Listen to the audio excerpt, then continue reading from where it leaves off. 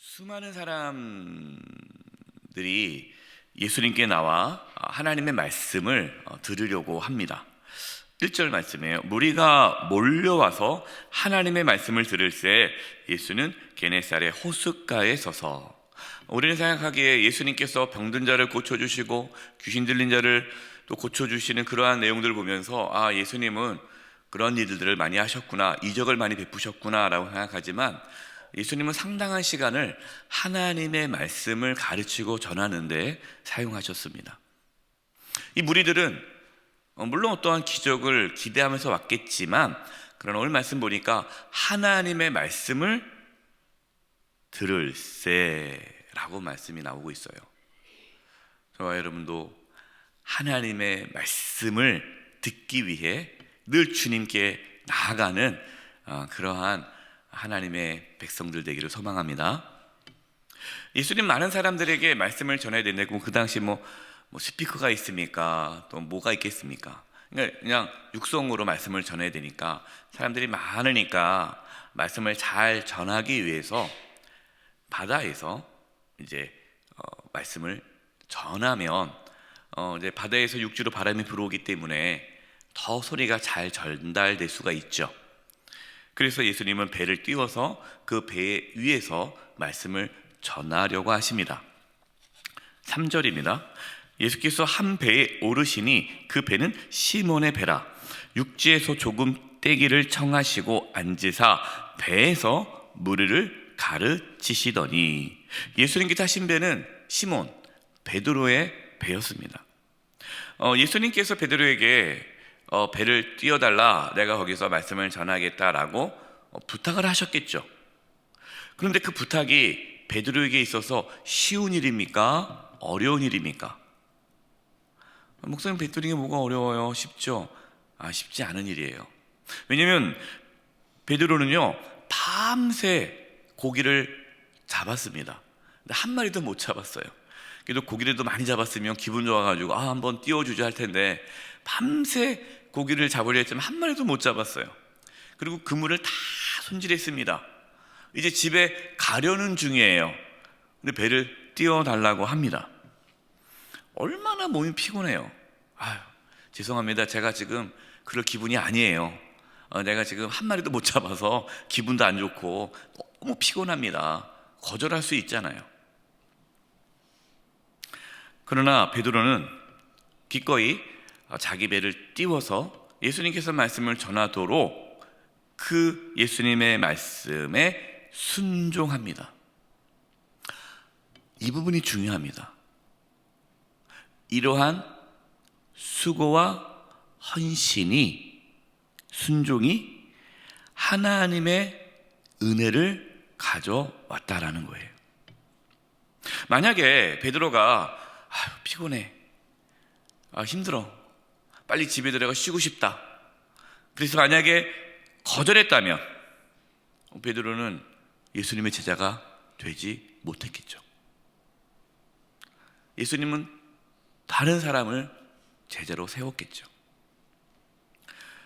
우리도 때로 그럴 때가 있지 않습니까? 오늘은 쉬고 싶다, 오늘 새벽기도 오늘은 쉬고 싶다, 피곤한데. 또 어떨 때는 하나님 말씀에 순종해야 되지만 그냥 이번만큼은 순종하고 싶지가 않다, 이해해 주시겠지. 지금 너무 바쁘니까, 상황이 안 좋으니까 나중에 상황이 좋아지면 하면 되지, 다 하나님도 이해하시겠지 뭐. 물론 여러분 그럴 수 있죠. 그렇다고 지금 감기 몸살로 힘든데 새벽기도 안 가면은 또 하나님의 은혜와 복이 없다, 그런 말씀은 아닙니다. 근데 우리는 경험했잖아요. 갈까 말까. 누가 그러시더라고요. 금요 성령기도회, 이제 직장 다니시는 집사님이신데 금요 성령기도 될 때마다 고민된대요. 내일이 금요 성령기도회인데 갈까 말까, 갈까 말까. 피곤하니까. 그런데 가면은 또 은혜가 있는 거예요. 물론 안 간다고 해서 하나님께서 은혜를 안 주시고 저버린다는 건 아니지만, 우리는 그걸 많이 경험하지 않습니까? 내가 힘들고 피곤하고 이번만큼은 안 하고 싶다 하지만 그것을 딱 이기고 순종할 때, 하나님께 나아갈 때 생각지도 않은 정말 많은 은혜를 우리는 경험하게 되는 것이죠. 사단은 잘 압니다. 그래서 우리가 은혜 받을 자리에 못 가도록 막 이렇게 마음을 무너지게 하죠. 사랑하는 성도 여러분, 때로 피곤을 무릅쓰고 때로 상황을 이겨내며 하나님의 은혜의 자리 앞에 나아갈 수 있기를 바랍니다. 말씀에 순종하는 자리로 나아갈 수 있기를 바랍니다. 그러면 상상할 수 없는 또 다른 하나님의 은혜가 부어집니다. 예수님이 말씀을 하실 때 베드로는 아마 당연히 배를 띄웠기 때문에 예수님 바로 옆에서 그 말씀을 들었을 거예요. 그러니까 누구보다도 예수님의 말씀을 가까이 들은 거죠. 너무 많이 피곤했을 것입니다. 그러나 예수님의 말씀을 들으면서 베드로는 이분이 보통 분이 아니시구나. 정말 이분은 하나님께서 보내주신 메시아일 수도 있겠구나. 말씀을 들으면서 베드로 안에 믿음이 자라나기 시작한 거죠. 이제 말씀을 다 전해셨습니다. 당연히 육지로 가자고 하실 줄 알았어요. 이제 말씀 끝났어요. 이제 베드로야 수고했다, 가자 라고 할 줄 알았는데 전혀 예상하지 못한 말씀을 하십니다. 이것이 4절 말씀이에요. 말씀을 마치시고 시몬에게 이르시되 깊은 데로 가서 그물을 내려 고기를 잡으라. 배를 띄우라고 처음에 예수님께서 말씀하셨는데 그것도 참 힘든 일이에요. 그런데 지금은 깊은 데로 가서 그물을 내려 고기를 잡으라. 여러분, 이 예수님의 명령이 쉬운 명령입니까? 어려운 명령입니까? 이것은 진짜 어려운 거예요. 왜냐하면 밤새 고기를 잡았지만 한 마리도 잡지 못했어요. 지금은 낮입니다. 깊은 데로 가서 그물을 내리라는 거예요. 그것은 물고기가 없는 곳이에요. 그물을 다 씻었습니다. 정리했습니다. 이제 들어가 쉬어야 돼요. 그런데 다시 그물을 내리라고 하니 이 얼마나 힘든 요구입니까? 만약에 예수님이 처음에 베드로를 만났을 때 베드로야 저 깊은 곳에 가서 그물을 내려라 하셨다면 베드로가 순종하지 못했을 거예요. 그런데 이제 단계죠. 말씀을 들으면서 믿음이 자랐기 때문에 예수님은 그 믿음의 정도만큼 또 말씀하신 거죠. 베드로에게는 믿음이 생겼습니다. 말씀을 들음으로 믿음이 생겼기 때문에 이제 그 예수님의 말씀에 순종할 수 있는 은혜가 베드로에게 생긴 것이죠. 5절과 6절 보십시오. 베드로가 어떻게 대답을 합니까? 중요한 얘기예요. 시몬이 대답하여 이르되 선생님, 우리들이 밤이 새도록 수고하였으되 잡은 것이 없지만은. 이것이 현실이라는 거죠. 지금 내가 처해 있는 상황이라는 겁니다. 불가능하다는 거죠. 밤새도록 노력했지만 얻은 것이 하나도 없습니다. 지금 그물을 내린다 할지라도 물고기 한 마리도 못 잡을 겁니다. 이것이 내가 지금 겪고 있는 현 상황입니다. 아무것도 없습니다. 그러나 말씀에 의지하여 내가 그물을 내리리이다 하고, 그렇게 하니 고기를 잡은 것이 심이 많아 그물이 찢어지는지라. 사랑하는 성도 여러분, 우리는 긍정적인 사고로 살아가는 사람들이 아니에요. 우리는 믿음으로 사는 사람들입니다. 잘 될 거야, 잘 될 거야, 걱정하지 마, 어려운 일이 있으면 나중에 좋은 일이 생기겠지, 이렇게 막연하게 긍정적으로 사고하며 사는 사람들이 아니라 말씀을 의지하며 사는 사람들이에요. 말씀을 의지하여. 베드로는 그동안 무엇을 붙잡았습니까? 자신의 경험을 붙잡았잖아요. 자신의 능력을 붙잡았잖아요. 야, 이렇게 하면은 물고기 많이 잡을 수 있어. 그래, 이렇게 살아야 되는 거야, 인생은. 그동안 베드로는 자신의 지혜와 능력과 경험을 의지하며 살아왔습니다. 그것이 필요 없다는 것이 아니에요. 그러나 지금 베드로는 무엇을 붙잡고 있습니까? 자신을 붙잡고 있는 것이 아니라 예수님의 말씀을 붙잡고 있는 거예요. 내가 주의 말씀을 의지하여, 내가 예수님께서 하신 말씀을, 그 말씀을 붙잡고 제가 순종하겠습니다. 사랑하는 성도 여러분, 하나님의 말씀을 붙잡고 살아갈 수 있기를 바랍니다. 하나님 말씀을 의지하며 살아갈 수 있기를 바랍니다. 우리는 긍정적인 사고가 아니라 하나님의 말씀을 붙잡고 이 말씀이 이루어짐을 믿고 순종하며 사는 자들, 그 사람이 하나님의 자녀죠.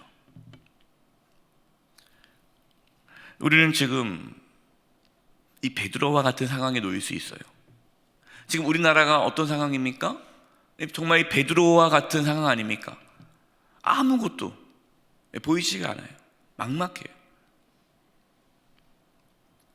열심히 일하고 열심히 수고한다고 해서 그만큼 얻어지는 것이 아니에요. 우리는 어떻게 해야 할까요?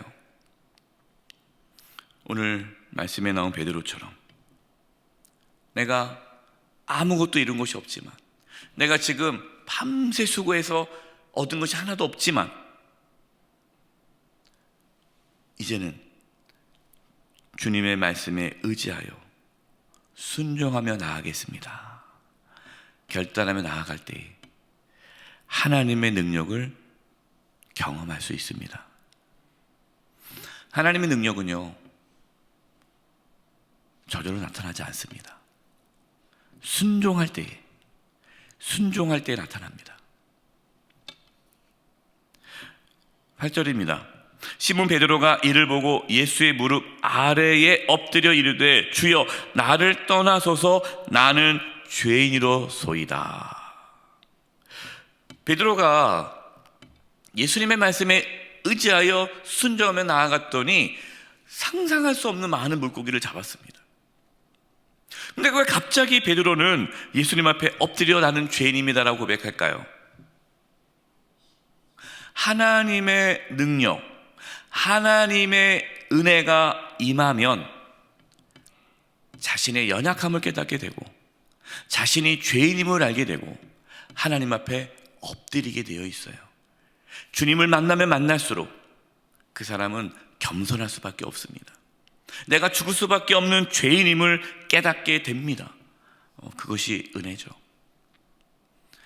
이 새벽에 우리가 주님께 나아가 엎드려 기도할 때에 우리가 죽을 수밖에 없는 죄인임을 고백할 수 있기를 바랍니다. 하나님, 왜 나한테 왜 이러시는 거예요? 왜 내 기도를 안 들어주시는 거예요? 다른 사람은 다 해주는데 나는 왜 이렇습니까? 이것이 아니라 주님께 나아가면, 하나님을 만나면 우리는 나는 죄인입니다. 나는 죽을 수밖에 없는 죄인입니다. 나를 불쌍히 여기소서. 이 고백이 나오는 거예요. 그때 하나님이 그 사람을 사용하기 시작합니다. 10절이에요. 세베대의 아들로서 시몬의 동업자인 야고보와 요한도 놀랐습니다. 예수께서 시몬에게 이르시되 무서워하지 말라. 이제 후로는 내가 사람을 취하리라 하시니. 예수님은 베드로에게 물고기를 많이 가져다 주는 것으로 그냥 끝나신 것이 아니죠. 근데 적지 않은 성도들이 그저 내가 주님을 잘 믿으면 물고기 더 많이 갖지 않을까, 복받기 위해서 그렇게 주님을 믿는다면 그분은 너무나 안타까운 거예요. 진정한 그리스도인들은요,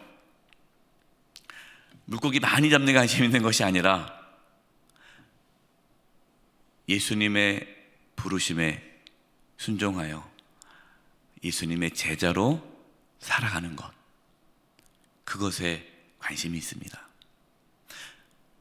우리 주님은 저와 여러분을 부르셨어요. 물고기 잡는 사람이 아니라 사람을 낚는 어부로 부르셨습니다. 이게 무슨 뜻일까요? 우리의 삶의 방향과 가치가 바뀌도록 주님이 우리를 부르셨어요. 그래서 예수님 믿으면 삶의 방향이 바뀝니다. 삶의 가치가 바뀝니다. 예수님의 증인으로 이 땅 가운데 하나님의 나라를 세워가도록 하나님이 우리를 부르셨다는 것을 깨닫고 그저 어떻게 하면 더 잘 먹고 잘 살까? 어떻게 하면 더 많은 것을 가질까가 아니라 어떻게 하면 하나님 나를 통해서 많은 영혼들이 주님께 돌아오고 어떻게 하면 나를 통해서 많은 사람들이 구원을 받을 수 있을까요?로 바뀌어지는 그 인생.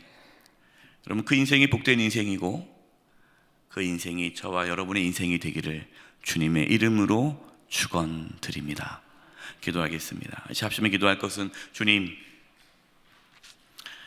우리에게는 아무런 능력이 없지만 아무런 권능이 없지만 그러나 말씀을 의지하여 순종하며 나아가게 해주시고 그때에 하나님의 능력이 나타나 우리를 통하여 우리 영세교회를 통하여 많은 영혼들이 주님께 나오고 구원받고 많은 영혼을 주님께로 인도하는 많은 생명을 구원하는 그 일에 저희들을 사용하여 주시옵소서. 우리 이 부분으로 합심의 통성으로 기도하며 나가겠습니다. 하나님 아버지 기도합니다. 주님 도와주시옵소서. 하나님 역사하여 주시옵소서. 하나님 기름 부어 주시옵소서. 하나님, 저들 연약합니다. 부족합니다. 아무것도 할 수 없습니다. 하나님 말씀을 의지하여 하나님 말씀 붙잡고 나아갑니다. 하나님, 우리 사랑하는 성도님 한 사람 한 사람 가운데 성령의 기름 부으심이 있게 해주시고 어떠한 상황에서도 말씀에 순종함으로 말씀을 의지하며 나아가게 도와주시고 그 말씀을 의지하며 순종하며 나아감으로 하나님의 놀라운 능력이 권능이 나타나기를 소망합니다. 그래서 많은 영혼들이 우리를 통하여 우리 영세교를 통하여 또 주님께 나오는 구원받는 역사가 있게 하여 주시옵소서. 하나님 아버지, 하나님의 말씀을 의지하여 순종함으로 우리의 삶 가운데에 하나님의 권능이 나타나기를 원합니다.